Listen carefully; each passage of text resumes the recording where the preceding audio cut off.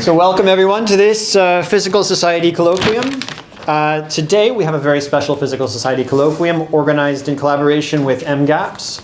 And so this is brought to you by a member of your MGAPS executive, Ahmad Mahmoud, who unfortunately couldn't be here for the introduction because of a doctor's appointment, but he was the one who suggested the speaker today. So today's speaker is Rebecca Maymon, who is an academic associate in graduate education in McGill's Faculty of Science. Prior to her role here, Rebecca worked in the private sector at one of the first talent management firms for PhDs and scientists. She engaged in research on PhD competencies and employment outcomes across Canada and was a recruiter and headhunter in the Montreal and Toronto areas. Dr. Maymon completed her master's and PhD in educational psychology at McGill, and she brings knowledge of research and motivation, supporting student success and PhD career outcomes to the Faculty of Science. So let's please welcome her for this special colloquium. Hello everyone, thank you so much for the introduction, and thank you for inviting me here today to talk with you about competencies and PhD careers. It's really a pleasure, and I'm excited to share some of those things. So let me just make sure everything works here. Okay, I'm working with a new computer, so I'll thank your patience there. I'll also thank you for your patience in advance if my voice is a bit cracky or if I need to turn and cover myself and cough. I'm not sick, I'm just a bit dry from the weather, so thanks a lot for that in advance. I may need some water breaks. So before I jump into everything, I just wanted to talk a bit about why should we talk about this? Why is it important? Why are we here? We know that navigating the labor market post-graduation is very challenging, no matter what sector you're going into, whether it be academic, corporate, government, nonprofits. But we also know that understanding what our skills are, what the skills that people are looking for are, helps. Knowing what our options are helps, and the earlier on that we can do that, the better off that we are. What I'm here to convince you today is please don't wait until you're done your dissertation and need to apply for jobs to think about it, because it's harder that way. So I'm very happy to see everyone here. And something else that I want to share is that on the topic of skills, skills are the common ground that links us between what we're doing now in our academic work and with our future employment. So this is why I'm taking the focus starting off on skills. And really the main message that I want to convey to you is that you do have a very broad pool of competencies and skills and a breadth of options post-graduation for your career. So what can you expect to hear from me today? I'll talk a bit about competencies, the labor market skills demands, mainly in Canada, but also a bit globally. I'll talk about where PhDs work and how they get there. And along the way, I'll share some tips and strategies. I'll also say a few brief words about money because it's important. And I'll wrap up with some final thoughts and, of course, some questions. So I really like to share this depiction of a career exploration roadmap. You don't need to be able to read every box, but I really love this depiction because it illustrates for us that career exploration and finding that path really is a process. It's rarely linear, often recursive, and there are a lot of steps to get there.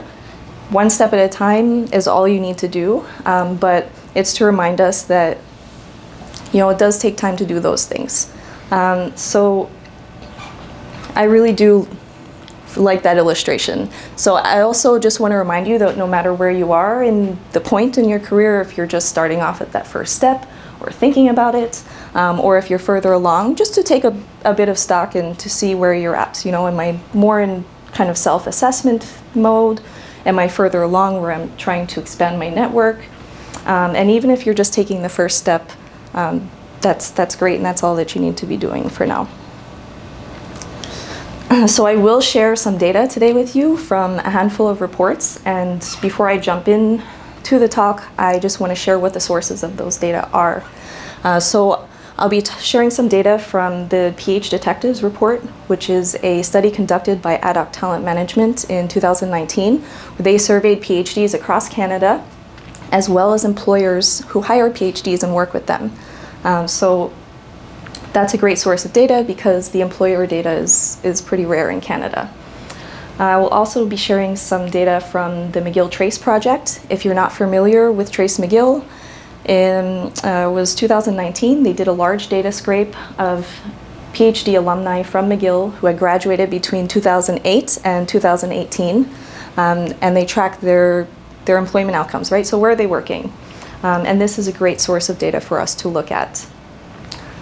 On the skills side, I'll also be sharing a bit of data from the 2020 Business Council of Canada survey, which is a biannual report that they release on skills throughout Canada. So they survey large Canadian employers in the private sector. In this report, it represents over 850,000 Canadians across the country. So this is a good place to look for if you want to look at skills trends, as is the Future Jobs report, which is another biannual report released by World Economic Forum. This is much larger. It includes hundreds of companies globally, represents millions of employees, multiple sectors, numerous countries. So we'll take a peek at some of the trends from there as well. So we'll start with competency frameworks. Competency frameworks can help us to explore our skills. And there are a number of competency frameworks out there. I'll share briefly two of them with you today. The first is from the PH Detectives report and the work that Ad Hoc Talent Management does. So through their work and their research, they show us that PhDs develop a broad range of skills. Now the first circle that you see up here is under knowledge and technical skills, is scientific and technical expertise. This is what we expect to see. When someone thinks of a PhD, usually they think right away about that scientific knowledge and technical expertise. And it's very true. But we also have all these other circles and bubbles here that talk about different types of competencies that are also very important and that I want to highlight for you today. Some of these are transferable competencies that can be more formally taught, so things like project management, time management, conflict management as well I have here. And I'm just showing you an example of some of these competencies. So we have other transferable competencies that we learn more informally, like analytical skills, decision making, and we also have behaviors and dispositions. Well, through their research, Ad Hoc Talent Management had identified a pool of 38 competencies that we can expect a PhD to develop during their doctoral studies. I've shown you some of the examples here, but I would really encourage you, if you're looking for a longer list, to go explore the original report. What I will do is early next week, I've already blocked it off in my calendar, is I'll put together a document with the data sources, some other links that I'm going to be sharing with you today, so that we can share them more broadly with the group. So this is one example of a pool of competencies that shows we have a range. In their research, they also identified 7 competencies that I'll highlight for us here, that they found PhDs to report developing regardless of a number of potentially confounding factors. So regardless of what discipline they were studying in, gender, the way the PhD was funded, we find consistently that PhDs are developing, of course, scientific and technical expertise, as well as things like time management, analytical skills. We have other things like independence, perseverance, as well as research methods and in-depth thinking. So this is an example of a very granular competency framework where we have kind of a long list of specific competencies, but there are all types of frameworks out there, including ones that are more categorical. So one of those of the latter that's more categorical is McGill's individual development framework. So this comes from graduate and postdoctoral studies, and the individual development framework that McGill developed was well researched, in my opinion. They looked at a number of competency frameworks, including the previous one that I just showed you, and they categorized the main areas that we expect graduate students to develop while they're here. It looks similar to what we see at peer institutions as well. And I would really encourage you to take a look at their website if you're not familiar with their development framework, because they'll break it down into some more specific skills. And this is aligned with the skill set offerings from Teaching and Learning Services. So it's designed for you to be able to take a look at maybe areas that you want to develop and directly find offerings available to you at McGill. So these are some examples of ways that we can explore our skills, think about what they might be, areas that we want to develop. And I'll share with you a few tools to assess your competencies as well. So in alignment with the individual development framework that I just showed you, McGill also offers some tools to help you develop an individual development plan. If you've never heard of this before, this is definitely a link that I'll share around with the group, but it's called MyPath. It comes out of GPS.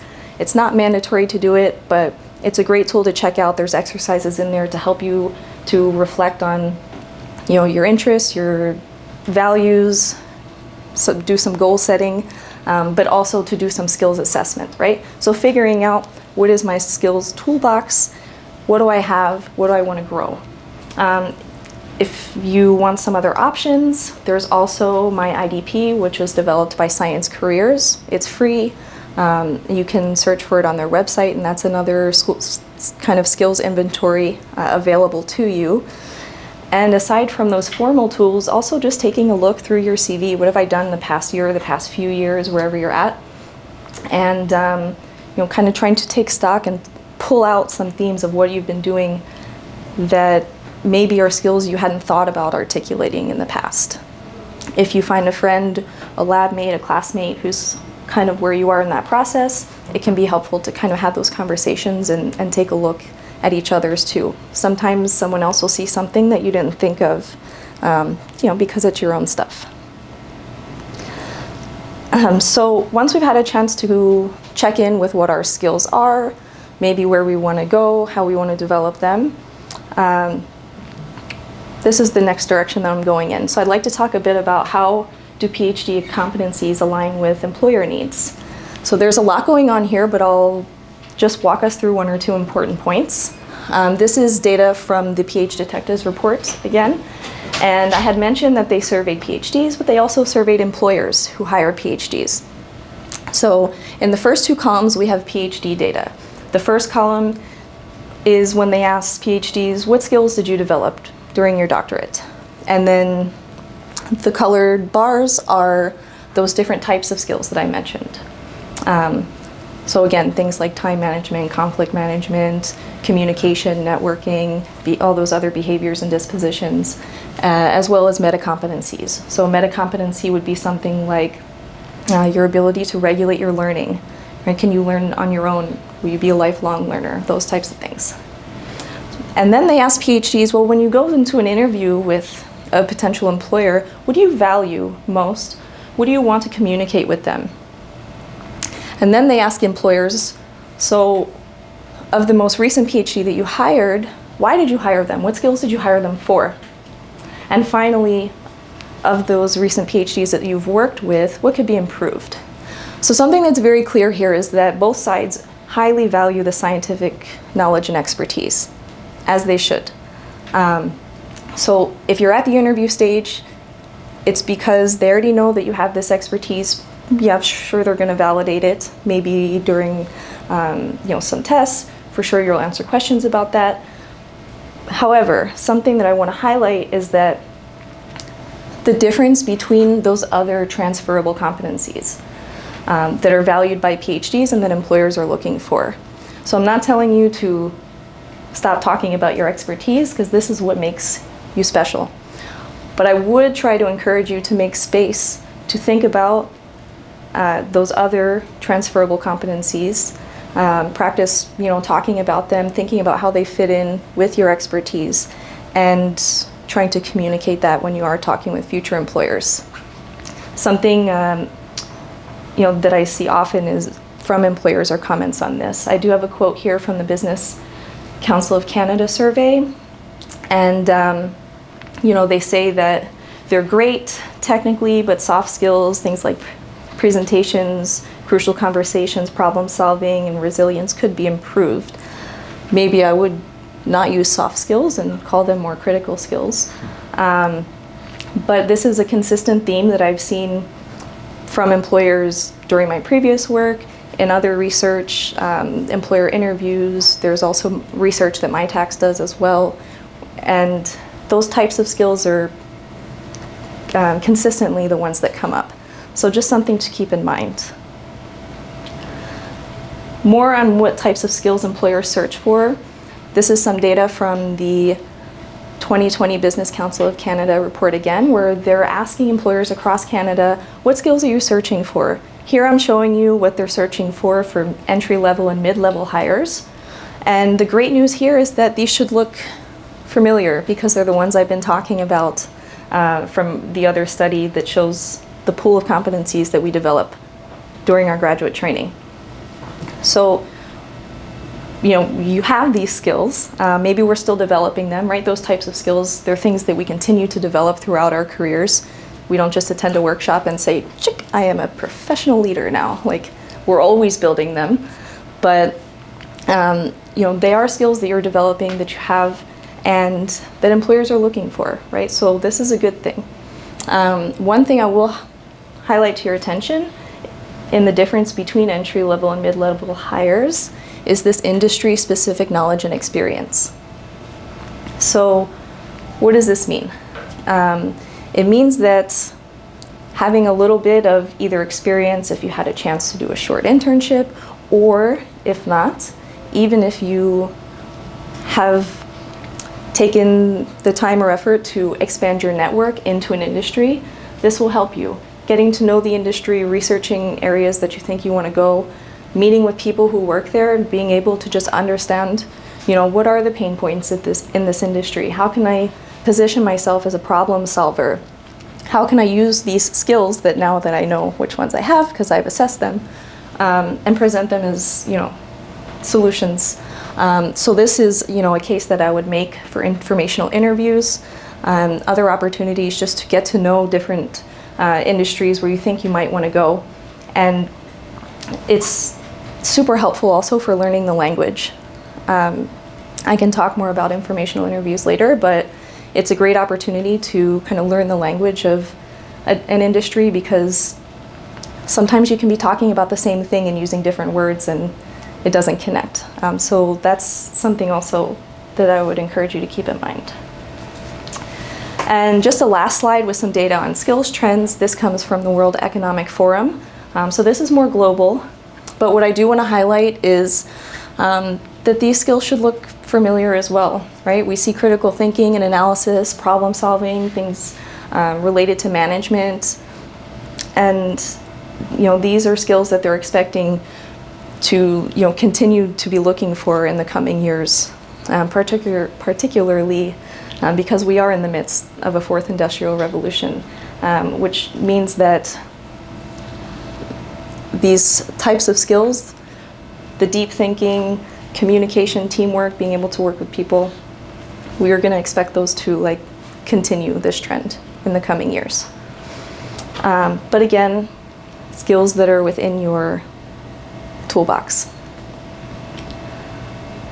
So I just want to pause here and share a couple of strategies for thinking about our skills. Making a plan helps.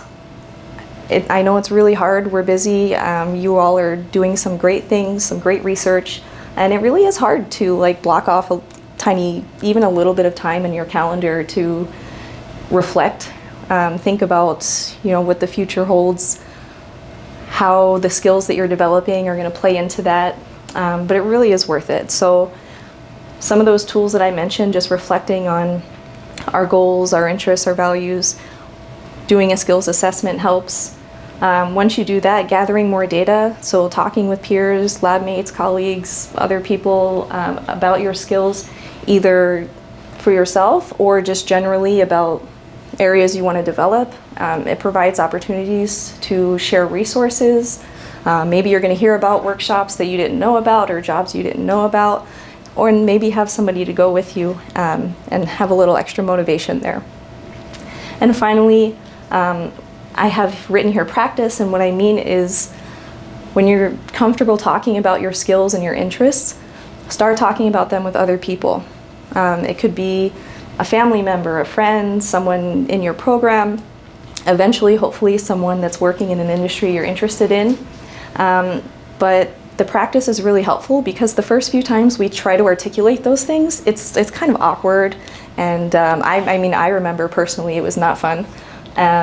And then after you do it a few times, you're like, okay, I'm getting better at this. But those are low stakes things. By the time you get to an interview with a potential employer, you'll already have kind of gotten all that stuff out of the way, and you're going to be more on point, and it's going to be much easier.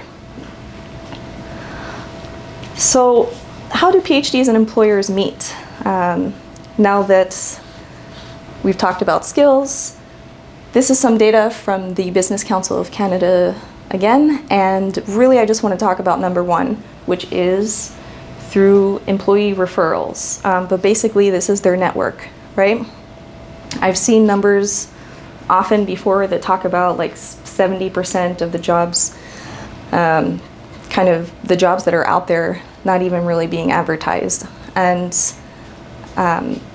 building your network, or even, you know, just one person at a time. Sometimes when I say the word network, people get kind of scared, but surrounding yourself with people that you can just talk with about your interests, who know, you know, what your skill set is and what you're interested in, is very, very, very likely going to be the way that you find the next position that you have afterward. And I'll share just one more thing about how PhDs and employers meet, but this is from the PH Detective study.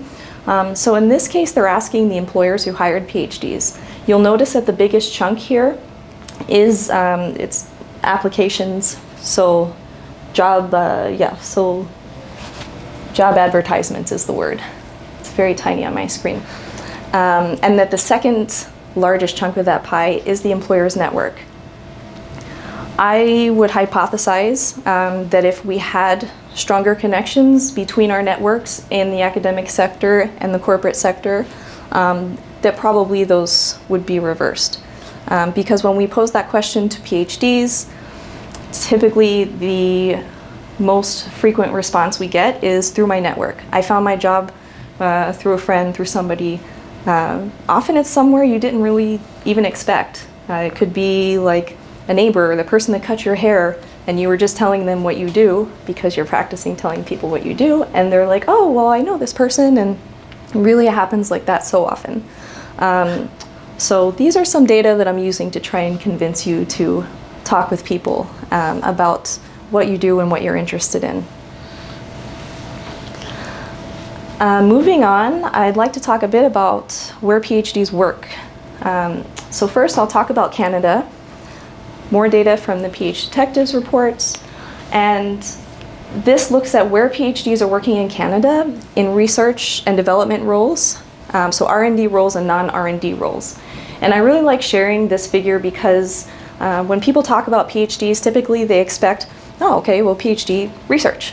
But interestingly, they found that 37% of PhDs were working in non-research roles, which goes to say that PhDs go on to work in a pretty broad variety of roles. And some of those roles, at least from this study, include things like teaching and training, administration, we have production, a lot of executive roles as well, also IT, healthcare, and then you also see we have some communication, finance, marketing, sales. So these are just some examples of different roles that PhDs go on into, even if they're not research roles. But moving on from Canada-wide, I would like to share with you some McGill data. So we'll look at where PhDs are employed from the McGill TRACE study. So these are PhD alumni who graduated from 2008 to 2018, just as a reminder. And what I'm sharing with you are data specific to the Faculty of Science. So what you're looking at in terms of representation is pretty on par with what we see at peer institutions, as well as nationally across Canada. a large chunk in the academic sector, about a quarter in the private sector or for profit. We also have PhDs who go on to work in the government, some healthcare, and also some nonprofits, and some people who go on to be self-employed or be entrepreneurs. Now, understanding where somebody works is helpful. We also want to understand what type of job they do. All right, so it's helpful to look at both because, let's say, if I work in administration, I could work in any one of those sectors, right? If I'm a project manager, I could work in any one of those sectors. And even if I'm a researcher, I could work in any one of those sectors. So we also want to take a look at the different types of job functions. There's a lot here, so I'll walk us through the graph. On the top, where it's gold, that says 18%. These are people who are in tenure track roles. So about 18% of PhD graduates will wind up in tenure track roles. This is spot on for data across Canada, as well as our peer institutions. Moving clockwise, that large blue chunk that I'm expanding is non-tenure track roles. So oftentimes we see data for non-tenure track roles, but oftentimes it also includes postdocs, and it helps to break that up a little bit. So I'm splitting that open, and you can see that 11% is actually postdocs. So we have more like 14.8% of professionals who are not postdocs, but in non-tenure track roles working in the academic sector. Moving around clockwise continues. You can start at the top of the legend and work your way down. So we have a bit in administration. Some people do wind up working in the arts, but we have a large chunk who work in expert practice, which means that their main role is expertise. Often these are consultants. In your discipline, they could be medical physicists, things like this. So a large number of experts working in expert roles. We also have some people coming from science who work in management, policy, and leadership, and a good portion working in non-academic research. So this is science.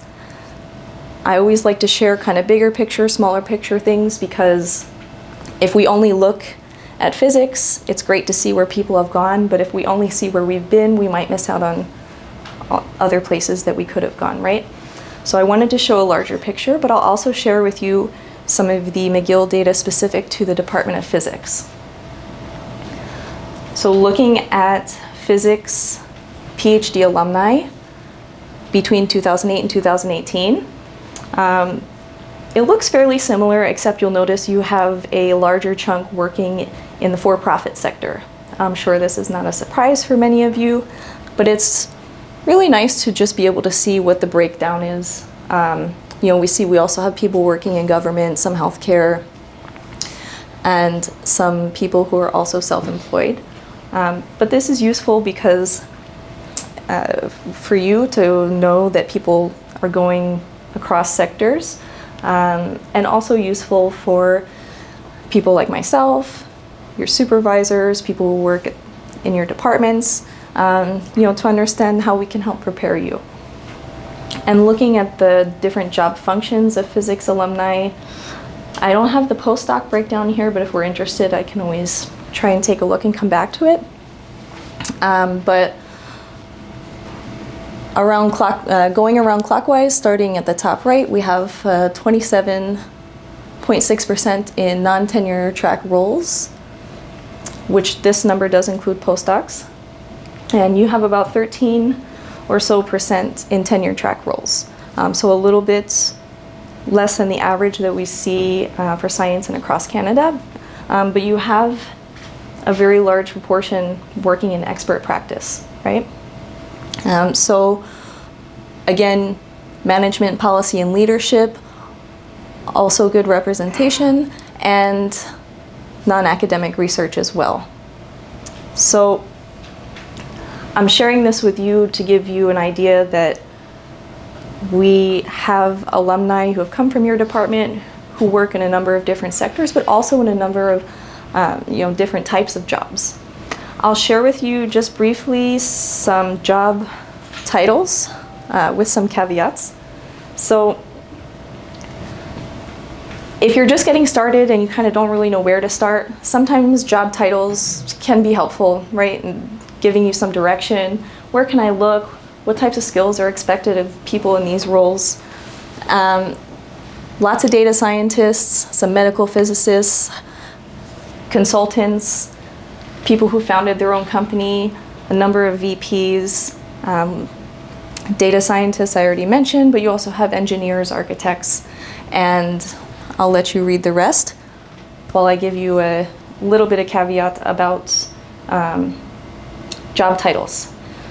Job titles can be very fluid, and they might not always align with the actual role.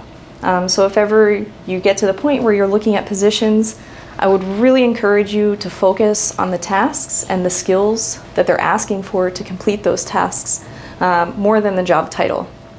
Working as a recruiter, I could tell you I've definitely been in the situation where I'll present a company with a candidate and I'll say their skill set aligns great with what you're asking for, here's their profile, but they don't really love this job title. It's very important to them that they have this other job title that says this. And the company says, great, we don't care. Call it whatever you want. And that's it. That won't be the case in every company, but it has happened. And probably more often than you think.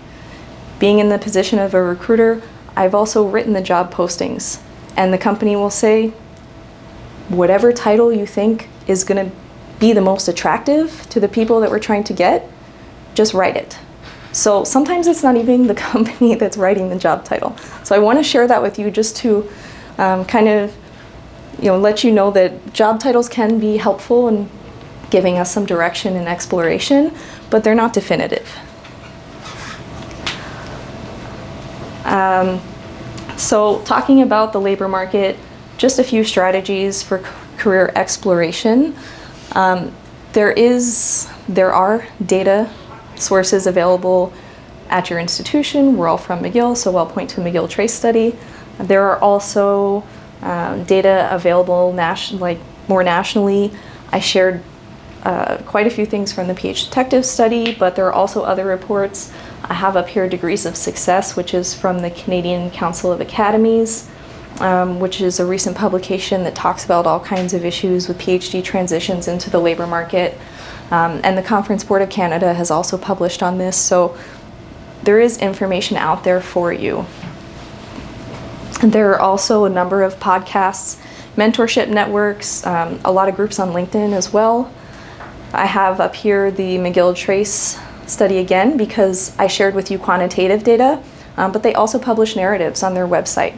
You can search for them, you can search by science, you might even be able to search by physics, so they tag them. And so they interview PhD alumni, and these people share their stories. They talk about, what helped them, what were the barriers, how did they overcome them, and usually they even have a button there to click to connect. So these people have already agreed to talk with students. If you click, McGill Trace should be able to connect you with that person. So hearing stories is a good way to kind of really understand the nuances about how we get where we're going. I also mentioned Papa PhD here, who is a podcast of someone who interviews lots of PhDs. A lot of them are scientists. They have really cool jobs, and it's worth checking out. So beyond that, usually I try and advise people to approach the career exploration as a research project, right? So you're going to do your kind of independent research. You can, look up alumni. You can look up people on LinkedIn. I love LinkedIn because you can search for people who are McGill alumni. You can search for people who have similar degrees as you. You can search companies in a specific industry and then click on the tab that says people and see what kind of roles they have. And if it's interesting for you, you can even click on those people and see how did they get there? What kind of jobs did they do? What are their skills? So there is a lot of information to be found there if we start looking. And it also sets up some context for us to do informational interviews. So if we see somebody that's in a role we're really interested in, and I would advise maybe someone kind of just above your level, maybe not someone who's a CEO and a bit busy, but you can reach out to them very briefly, say, hey, I saw you do this, I do this, and I'm really interested in learning more about how you got there and what you do. And oftentimes people are very happy to take 20 or 30 minutes to talk with you about themselves and about their role. It's a great way to learn things about that role that you just can't really find searching on the internet. And now you have a contact who knows that you're interested for later on down the road. Of course, your most professional organizations will have some type of career support, perhaps some type of I don't want to just say alumni, but sometimes mentorship opportunities as well. I know there are mentorship opportunities at McGill, so those are good places to explore as well. Science careers also, nature careers. There are two places that I subscribe to the newsletter because they have great articles, great advice, but they also post jobs and all kinds of things about what I'm talking about today. And lastly, there's government data as well. I have one example here. So if you go to Job Bank of Canada, they actually will give you job prospects for all types of different roles. This is just an example. They lump physicists and astronomers, but they're going to tell you how many people are working in that area, the different places that they work. They also have more information, about like what the outlook is over the next few years. I think what I'm showing you is from Ontario, so you can look usually nationally, sometimes by province, but just to let you know that there are some government data available. Not always perfect, but it's worth checking out. And one of the last things that I'm hoping to talk with you about today is money. Super important. Sometimes I don't really feel like we talk about it enough, but this is your life, and it's something that we want to consider when you're thinking about what you're doing in the next steps of your life. This is some of the last data I'll share from the PH Detectives report. I'm not going to ask you to focus on the numbers, but I will ask you to notice the range. And I want to illustrate that salary data for PhDs is variable. It depends highly on the discipline, on the seniority, on the sector that you're in. And it's tricky to find these type of data in Canada sometimes. So I would encourage you to, I would encourage you at least to think about exploring salary when you're exploring what your options are, and to just really pay attention to the data indicators that you have. It does vary widely. We want to pay attention to the sample, of course. Does it include postdocs? Who does this include? How many years have they been in doing this? What sector is it in? Because in this PhD detective study, they also asked PhDs about, how does your salary from your job align with your expectations of your salary? And more than half of them rated that it was lower. So again, there are a lot of nuances to those data, but it's a good reason just to be thinking about it, right? Taking it into consideration as you're looking, rather than waiting until you're in the interview and they're asking you what's your salary range, because that will be an interview question. There is just one more note on the salary data. I have just I think a last slide or two here. So I'm providing just an example because there are salary data available, and sometimes it does take a little bit of searching and validating. I'm sharing some data from the U.S. Occupational Outlook Handbook. I'm sharing the U.S. data because it's more recent and readily available for your discipline than the Canadian data. So of course, if you're exploring different types of jobs or job functions or different sectors, this will not be a definitive answer for you. I just want to give you an example that there are data out there. The Canadian government does give some salary data for PhDs that you can consult. But I would just encourage you to, again, pay attention to indicators. When they collect data, at least over the past few years, to my knowledge, oftentimes they're lumping together physical and life sciences, which I find is not super informative for your discipline. And those data often include postdocs and are limited to 5 years post-graduation.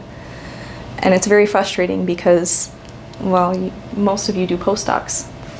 If you stop the salary data collection 5 years out, it's not a very good indicator of what we can expect as we progress along that career path. So I just wanted to share with you some things to think about when you're looking at salary data, and yeah, that's it. I'll jump in on a few last points, main takeaways mostly, and words of encouragement to make some time to think about your goals, about your skills, about your interests, because it does take time. And you know, when you're exploring your career path, to know that you do have a breadth of options, and it is very worth it to take even a little bit of time out of your schedule if you can, to plan for that, to think about it, and to just explore what those options are. You know, please talk with people. Building a network, even just one person at a time, is probably one of the most important things I would try and tell you if I could today. And also, you know, that there are misperceptions between sectors, you know, between PhDs, between employers in the corporate sector. They do exist. If you want to read more about that, they're outlined more in depth in the PH Detectives report, as well as a number of other articles as well if you go searching for it. But if we understand what some of those misperceptions are, then it will be easier to combat them later on, and to kind of show people, well, that's not true of everybody, right? And of course, those go both ways. Some of the narratives from the McGill Trace study do a great job of fleshing some of those out as well, coming from PhDs. And yeah, your thesis is not your only project, a very important project, but also, you know, planning for the next stages of your career are as well. And that you don't need to figure out your entire career path right now. Just, you know, one step at a time is manageable. So I think that's it. And thanks so much for listening to me. I'm happy to take any questions if you like.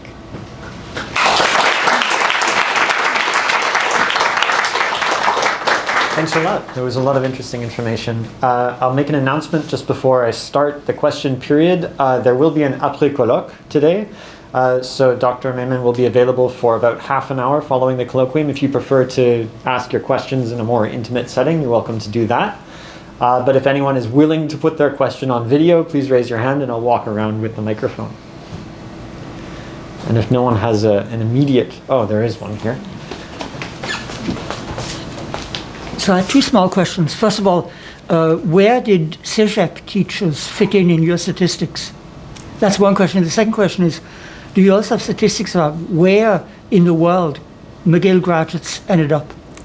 That's a great question. Thank you. So I'll start with the first one. I don't have it here, but the quantitative report of from the McGill Trace study, they have a nice graphic of showing domestic and international. I will articulate it, but they do take a look at where PhDs go. So if they're staying in Canada or if they're going to other countries. I'm trying to remember the breakdown, if it's just international, if they're breaking down different countries, but there are some data available from the McGill Trace study, at least from PhDs from McGill.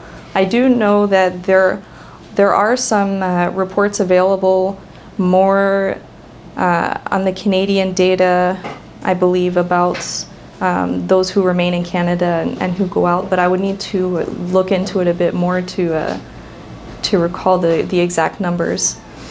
And for your first question about McGill, about CEGEP teachers, I'm just thinking because I showed a number of different data sources and they might have categorized them differently. So I know that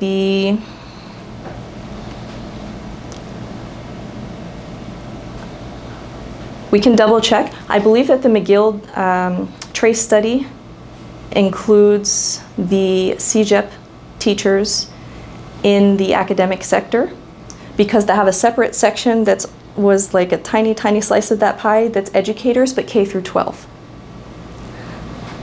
And I believe the PH Detectives study would also include them in the academic sector as well. Does that help to narrow down a bit? Great, thanks. Okay. There's a question right here. It's just a small question, but you had a slide with job titles on it, and one of them was algorithm trader, and I was curious to know what that is.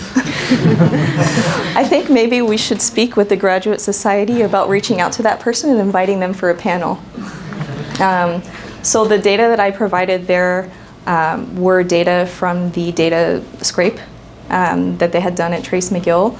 And Graduate and Postdoctoral Studies was kind enough to give me some of that raw data so that I can break it down for you and share it with you. But I haven't had contact with all those people. It sounds very interesting. I saw 2 job titles there that were written kind of like trader. And I was wondering myself actually what that is. So to be honest, I'm not really sure, but maybe it's something we should think about for inviting someone to speak to us about it on a panel. Okay, there's a question all the way at the back, of course. Just a moment, let me get to you. I'll just hold the microphone around here and you It's can not a talk. question. I think I might know what an algorithm trader is. It's somebody that does trades on the stock market by developing software to do it. That's Right. what I think it is. They're not trading algorithms. No, Oh, okay. Thanks. I have a quick question about postdocs. So people just finishing a PhD, often they're told that if you want to go into academia, you have to do a postdoc. That's the normal path. But increasingly, I think people that I've known have done postdocs and then they go into industry or they choose a different path. So as a recruiter, is it considered a positive thing if someone has done a postdoc, or is it considered negative? Do they look like they're narrowing their scope? I'm not sure if this is the answer you want to hear, but it really depends. Yeah. Sometimes it depends on the discipline, so I can maybe try and give some context. So before I mentioned misperceptions, and I haven't really had a chance to get into that, but there are some misperceptions. And some of those misperceptions are companies that think, well, the further in that this person is, the harder it is to like kind of retrain them for what we want. So there are some employers that would see that perhaps as a negative.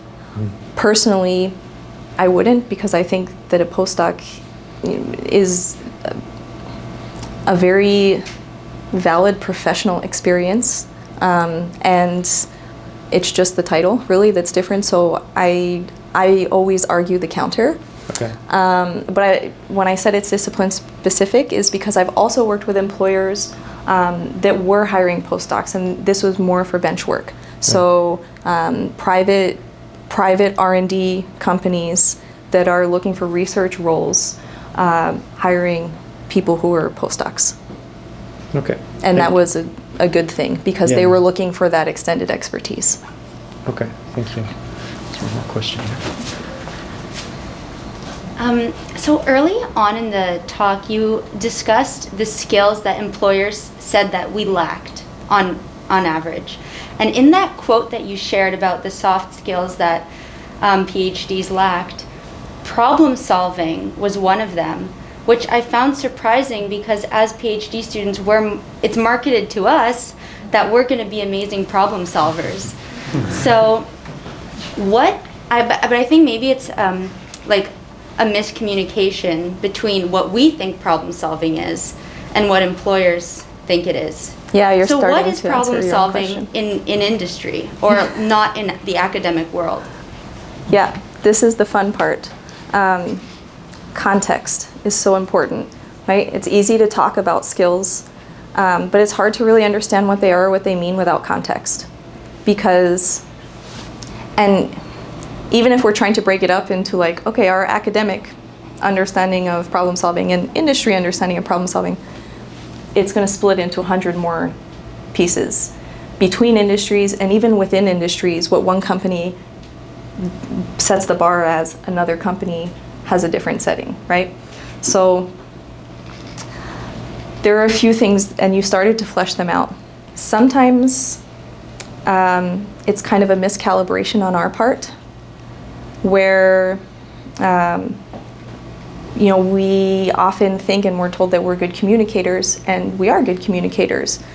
But it could be different if we've only practiced communicating to other people in our department or other academics, or if we practice communicating to people in other disciplines.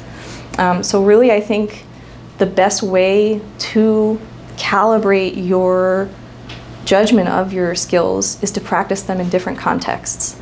And it's going to start to give you a better idea of, well, am I really good at this? Am I only good at this when I do it in my lab, or am I good at this when I do it in other places? And as we practice in different contexts, we're going to get better at it also.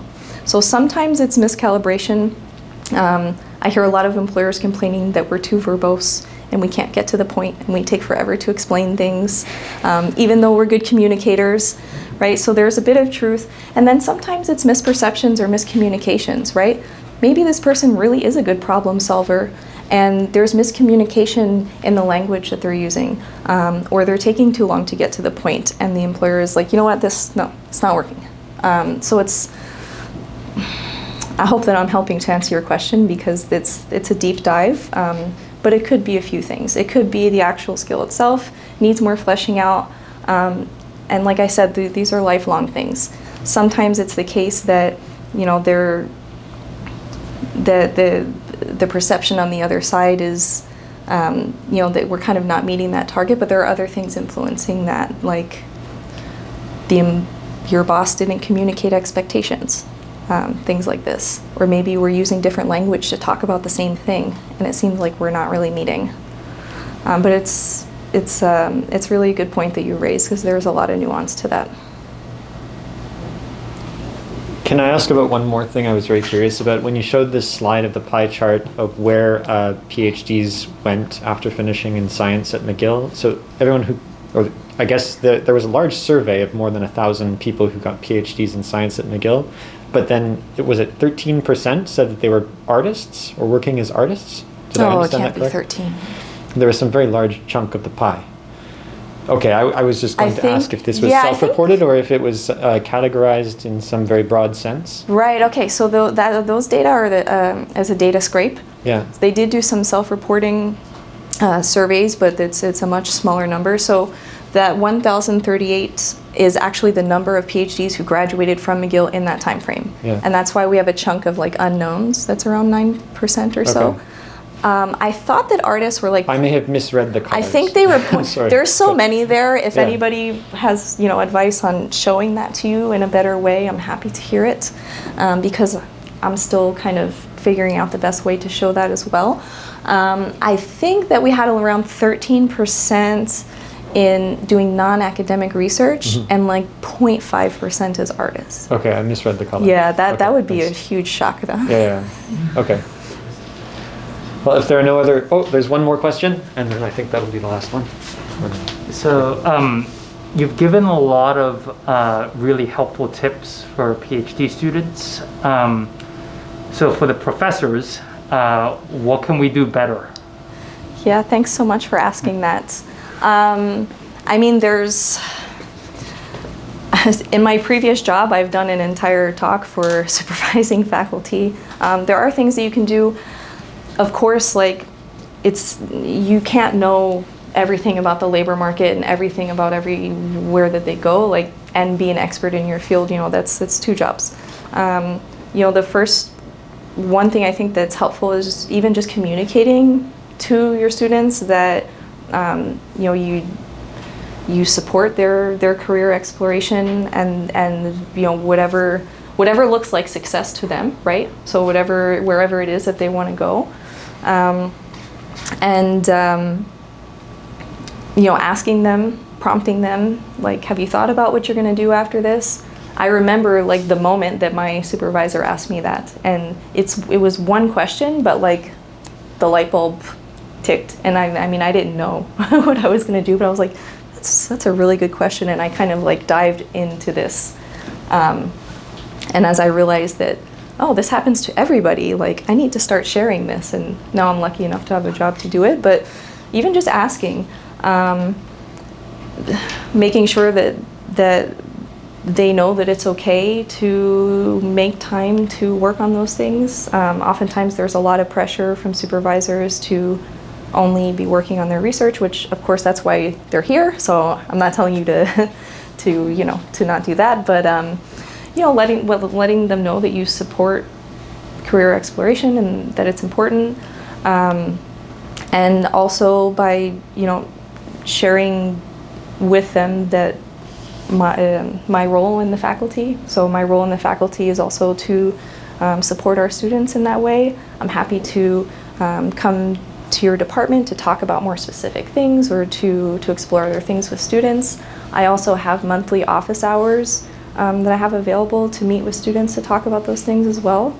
And even just sharing with them, some of the, reminding them to look at professional development offerings by McGill can be helpful as well. So there's kind of a range from I support you to being a bit more involved, and maybe it can be the case that you might have contacts or other networks from work that you do, maybe not, but even just kind of passing on the contact of, I don't really know, but maybe I can help you find someone who knows more. Okay. Let's thank Dr. Maymon once again for a very nice presentation.